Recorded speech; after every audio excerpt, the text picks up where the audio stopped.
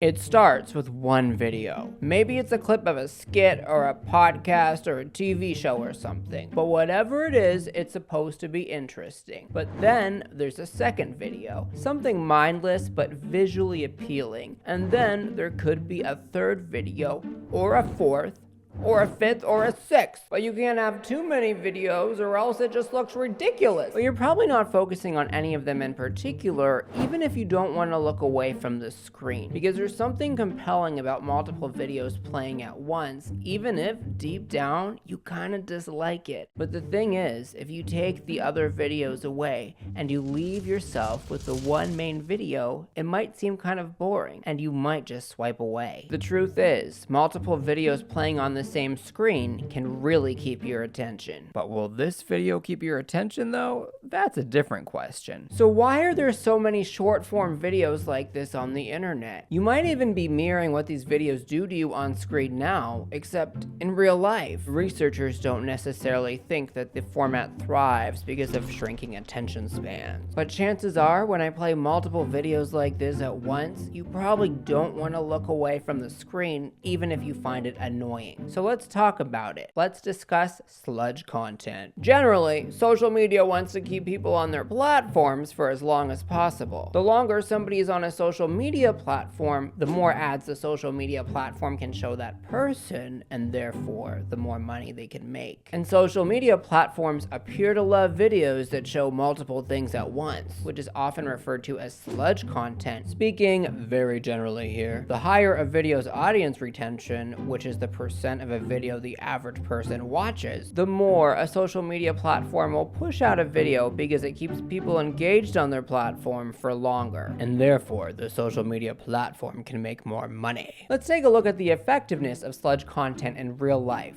An example that required me to embarrass myself. I'm not gonna lie about it. Let's get one thing out of the way. I am not amazing at making short form videos, but I've taken 3 skits that I made on prior YouTube videos and adapted them into shorts. And I've also uploaded a second version of each video as sludge content. I'll show you the results in a minute, but we can all probably guess what's gonna happen. The origins of sludge content are unclear, and the format has exploded since 2020, especially with younger viewers on TikTok. Some people speculate it arose to get around copyright detection systems, but nobody really knows. But audio tends to keep you focused on one main video or one main idea, because overlapping audio can be confusing even though neighboring visuals can be engaging. The supplemental videos tend to be easily understood by visuals alone and don't require intentional viewing to really understand what's going on. As in, you can pay attention to it, look away,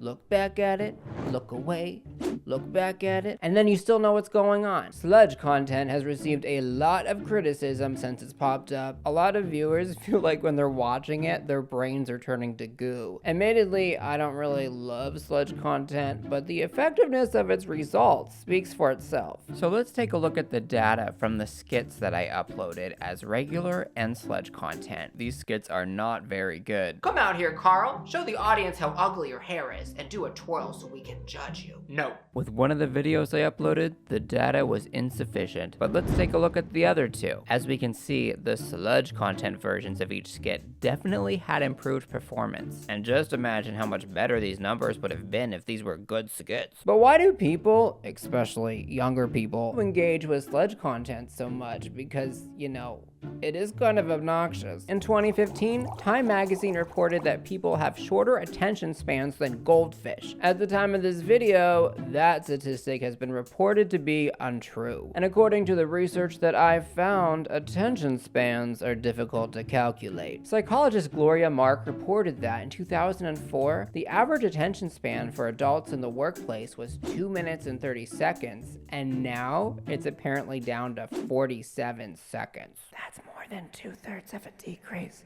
Yes, I had to use a calculator. Even if you're really interested in this video, you may have looked away at the screen at some point to do something else. And there's a reason for that, which we'll discuss in a minute. The research on all of this tends to be newer, and the results really aren't that concrete yet. But from what researchers have reported at the time of this video, they don't necessarily think that sludge content is popular because of short attention spans. They think it's popular because of something else. It's not like all forms of paying attention are the same. There's a difference between actively paying attention to something and dividing your attention between a few things. I'm going to simplify here. People, for the most part, are able to focus for long periods of time if they're in a deep flow work state or if they're emotionally invested in something, like a story. That's what makes binge watching TV for hours possible. And I have a separate video on binge watching if you're interested. But in our modern society, there's a lot of multitasking. And a big reason for the rise of multitasking has to do with cell phones. When you're multitasking, you're not necessarily doing two things at once. Your brain is switching between activities. And whenever you switch, there tends to be a delay in cognitive function, even for a fraction of a second. And multitasking, not short attention spans, is what's thought to have led to the rise of sludge content. But it tends to be easier for people to multitask if they're doing different kinds of tasks, and more difficult if they're doing similar tasks. It's easier when watching a TV show and looking at a website, for example, rather than watching two TV shows or switching between two websites. Multitasking is really complicated. I'm definitely simplifying it. The internet, stressors, and cell phones tend to lead modern humans to feel more distracted than ever. And with cell phones, research shows that it's not necessarily cell phone notifications that make us pick up our devices, but it's often the feel as if we have to respond, and checking your device throughout the day can be multitasking. And with younger children, multitasking, like being on an iPad while watching a TV show, is on the rise too. Our brains have now, to simplify some stuff, become very accustomed to multitasking regularly, and our brains seem to be craving the feeling of constant multitasking, which is reportedly making people feel the need to multitask even if they were doing something that they enjoyed. We've all, had fun conversations with friends and then they seem to pick up their cell phone for no reason and check it. Maybe that's been you, maybe you're that friend. What's interesting though is that research has been suggesting that people's brains are changing to process more complex information. An example of this that we can all kind of see is with TV shows. In the 1950s, TV shows tended to be straightforward and often followed one character or a small group of characters. Now, many popular TV shows follow many characters with different storylines, which in essence acts like multitasking for the viewer. And sludge content, with multiple videos playing at once, brings multitasking onto one singular screen. It's easier to multitask when performing different tasks, and effective sludge content shows different types of videos. Because sludge content is basically virtual multitasking, you don't necessarily feel the need to look away from the screen, and this therefore keeps people engaged on a singular sludge content video for a while. But don't take my word for it. Look at the numbers. Sludge content is more the result of a society with constant distractions, and a society with constant distractions is a whole other conversation. Like, is it good that we're all being distracted all the time, which is making sludge content popular? I would say no. I don't have the research on that, but I can just assume. But people are able to focus on things for a long time. For example, binge watching TV is a popular activity, but is binge watching TV good for society? If you want to know about the impacts of binge watching TV and why we do it, please click on this video next. And thank you so much for watching.